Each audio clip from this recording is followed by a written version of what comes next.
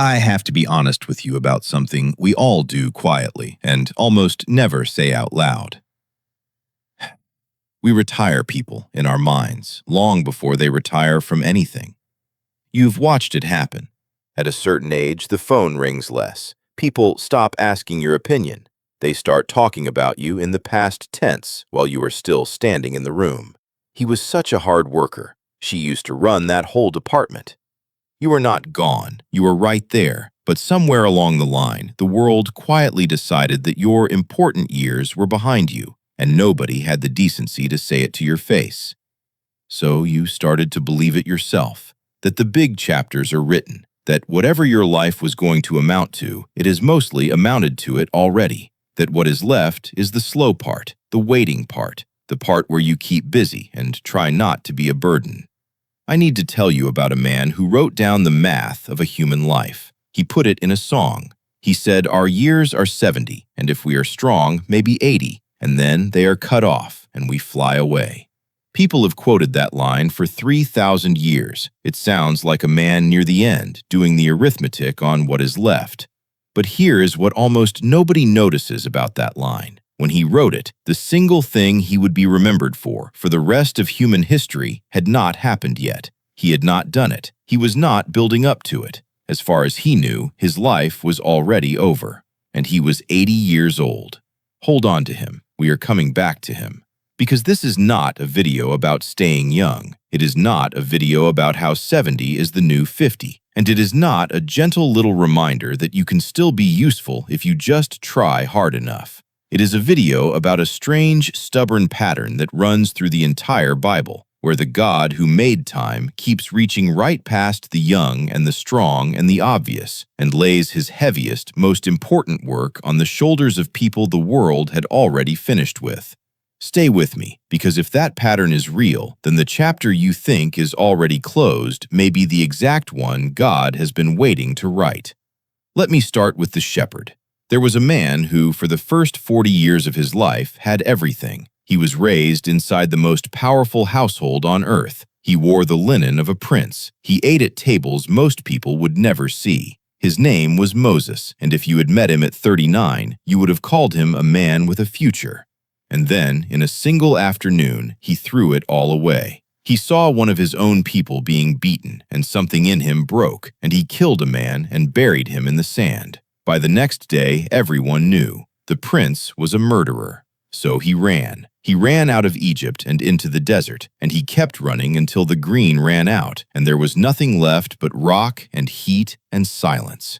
Here is what I had to sit with for a long time. He did not run for a weekend. He did not hide for a season. Moses spent 40 more years out there. 40. He married a shepherd's daughter. He kept another man's sheep. The prince who once gave orders now spent his days walking the same dry hills, looking for the same thin patches of grass, talking to animals because there was no one else to talk to. Do the arithmetic with me. 40 years a prince, 40 years a fugitive who smelled like sheep. By the time anything happened to him, he was 80 years old, and there was not one thing about his life that said it was going anywhere. He was an old man at the back end of a wilderness with a staff in his hand and nothing on his calendar. If you had asked him whether God still had a plan for his life, I think he would have laughed at you, softly, the way old men laugh when they have stopped expecting things. And that is exactly where the bush caught fire. Not in the palace, not when he was strong and connected and full of promise. The fire came for him in the back of nowhere at 80 when he had finally, completely given up on being important. And the voice in the fire did not say, "I wish I had gotten to you sooner." It said, "Take off your shoes. Holy ground, I have heard my people, and I am sending you." Now here is the part nobody told me. We read those 40 desert years as wasted time, the delay before the real story, God parking Moses in a holding cell until he was humble enough to use. But look closer at what God actually asked him to do. He asked an 80-year-old man to lead a whole nation out into a desert and keep them alive there for 40 years. And who on earth knew that desert better than the man who had just spent 40 years learning every well, every shadow, every way to survive in it?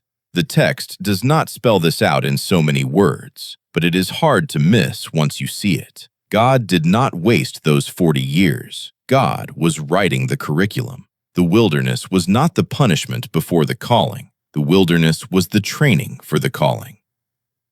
The years were not wasted.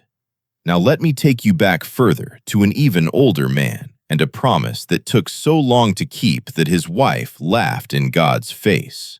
His name was Abraham, and when God first spoke to him, he was already 75, already old by the standards of his world. And God told him something almost cruel to tell a man that age. He said, "I am going to make you into a great nation. Your descendants will outnumber the stars."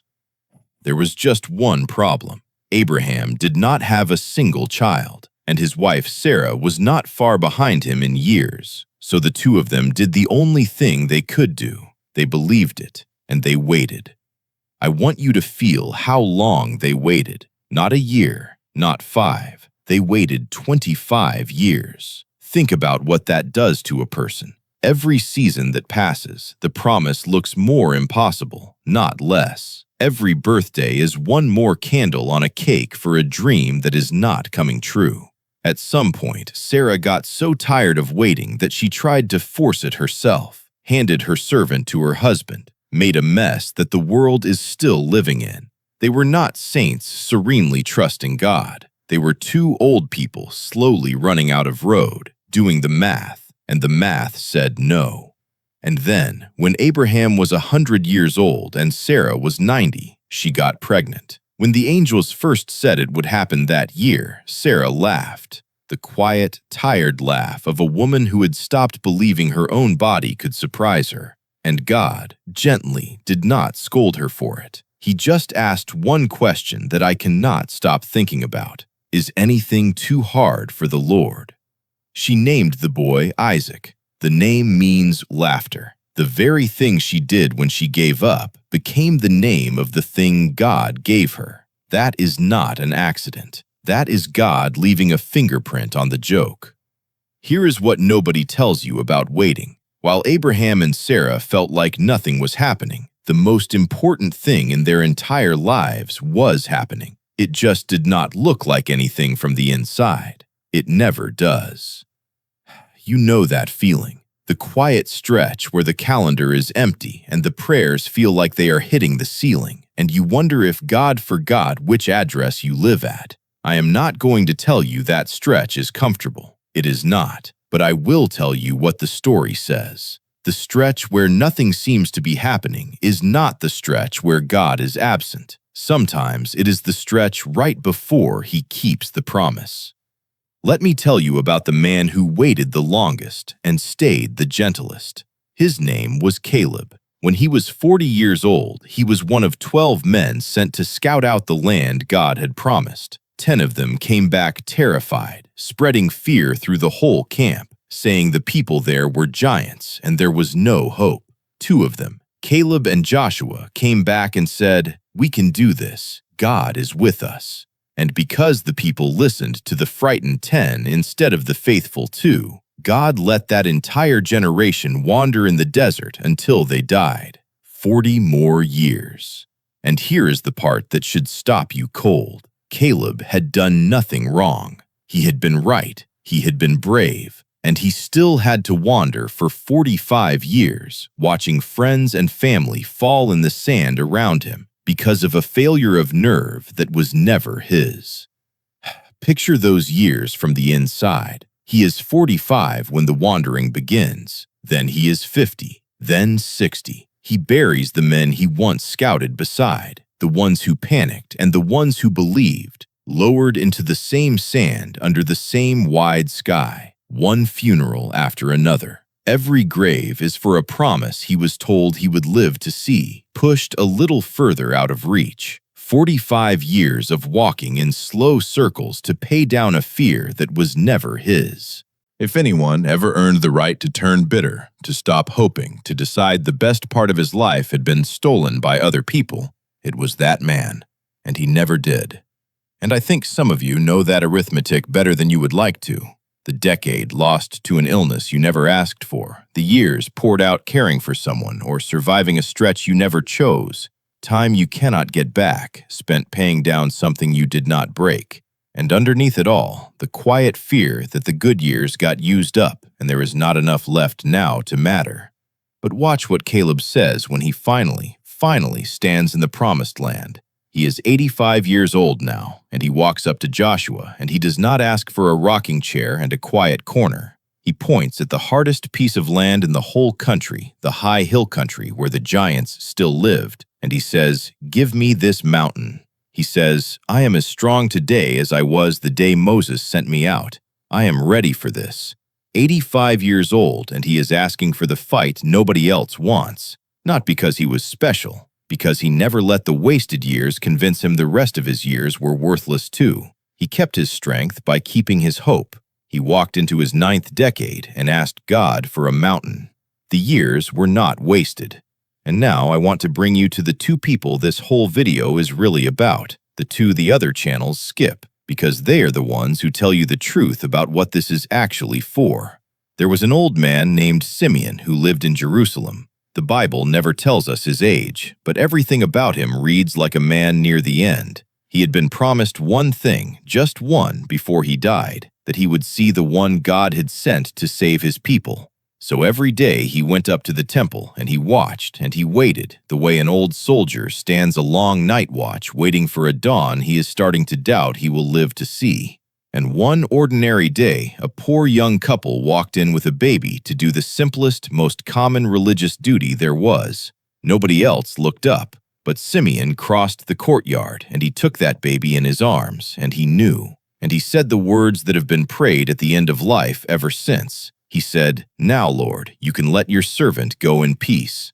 I want to show you the actual word he used. In the original Greek, it is a word that meant to release someone from duty. You used it for a sentry being relieved of his post. You used it for untying a ship so it could finally leave the harbor. Simeon was not asking to die. He was a watchman finally being told he could stand down. The long shift was over. Whatever was left of his life, it had not been a pointless wait by a window. It had been a post, and he had kept it. And then there was the woman beside him. Her name was Anna. The text says she was 84. Some scholars read the same words to mean she had been a widow for 84 years, which would put her well past 100. Either way, picture her. She had been married 7 years, young, and then her husband died, and she never remarried, and she never left. For the rest of her long life, she lived at that temple, worshiping, fasting, and praying night and day. Do the math on that life from the outside, and it looks like almost nothing happened in it. She did not lead an army, she did not write a book of the Bible, she did not found anything, fix anything, or build a single thing you could put your hands on. She did one thing for somewhere near 60 years. She stayed, she watched, she prayed in a building most people hurried past without looking up. And here is her name. Anna is the Greek form of the Hebrew name Hannah. It means grace. The old woman who did nothing the world would call great was named Grace. And when the moment came, when God's own son was carried into that temple as a tiny baby, it was Grace who recognized him, and Grace who started telling everyone who would listen that the rescue had finally come. So let me say the hard thing plainly, because I think you have been waiting for someone to say it. Maybe you are watching this and you cannot do big things anymore. Maybe your body has quit on you. Maybe getting through the day is the work now, and every video like this one feels like it is shouting at you to go out and conquer something, and it just makes you feel worse because you cannot, and you know you cannot. I am not going to do that to you, because Anna tells me that is not what being used by God was ever about. Simeon did not slay a giant. Anna did not move a mountain. They were not used because they were productive. They were used because they were present and faithful and still watching for God when everyone younger had stopped expecting him to show up. Their assignment was not to achieve. It was to recognize, to witness, to be the ones still awake when the light finally walked through the door. If all you can do today is keep watching for God, then you are doing the exact thing Anna did. And the Bible calls that one of the most important jobs anyone in that whole story ever held. Now let me bring you back to the man I told you to hold on to, the one who wrote that our years are 70 or 80 if we are strong. That song has a title in the Bible. It is called A Prayer of Moses. He wrote it, the man who measured out the limits of a human life, who said 70 years, 80 if we are strong, and then we fly away, was the same man God set on fire at 80 and sent to change the world. The one person who knew exactly how short a life is was handed his life's work at the very age he called the outer edge of it. He reached the end of his own arithmetic, and instead of stopping there, that is where he started. I told you we would come back to him. Now you know why. And if you think that kind of thing stopped happening when the Bible closed, it did not.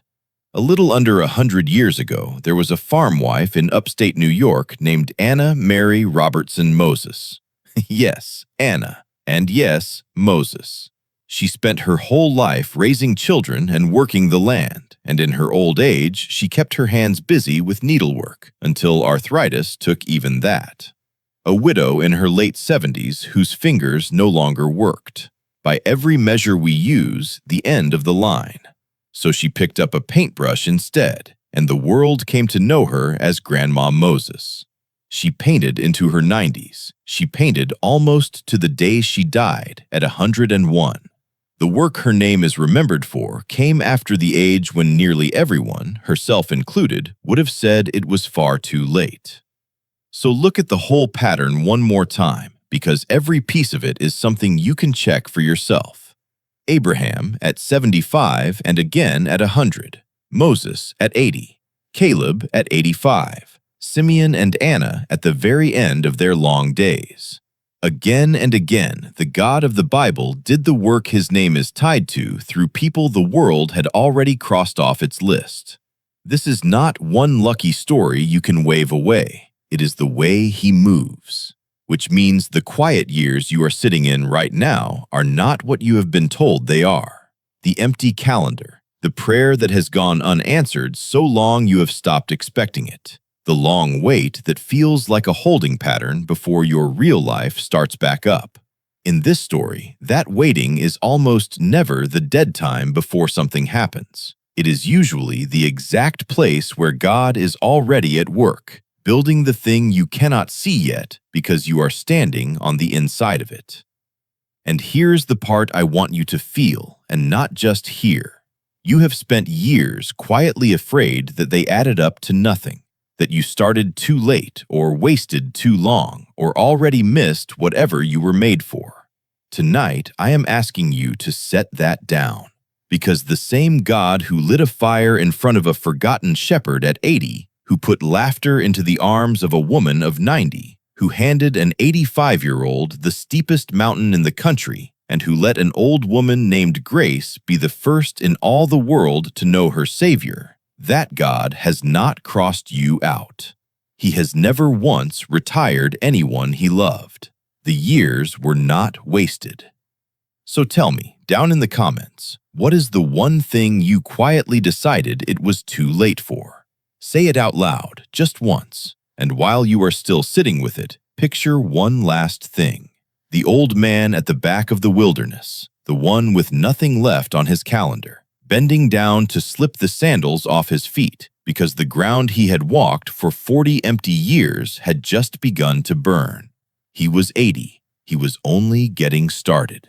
The fire was not for the man he used to be. It was for the man he still was. And it has not gone out.